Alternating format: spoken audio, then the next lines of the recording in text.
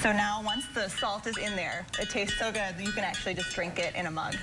Wonderful. And you say, okay, drink your broth because there's so many benefits of it. You don't have to get fancy and add a bunch of things.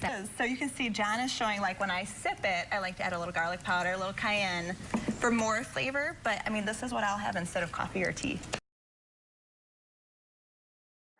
Some of my favorites include that it can soothe the lining of the gut and fight the inflammation a lot of us feel from day to day. It's joint supportive.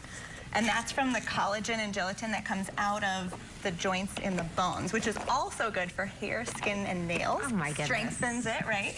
And now you can buy collagen. I got a tub over here. This is like $40.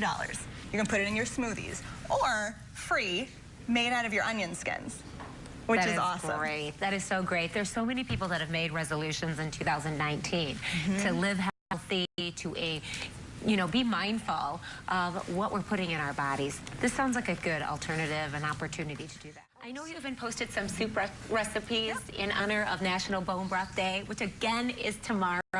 Where do people really need to go to learn? Yes, just go to kidscookrealfood.com/brothday, and all the instructions that we kind of flew through today are on there, plus some of our favorite soup recipes. Oh, that is so great. Thank you so much for sharing that, Katie. We appreciate it. Thanks for having us. And thanks, guys, for coming in and really teaching us a valuable lesson how we can be healthy in 2019.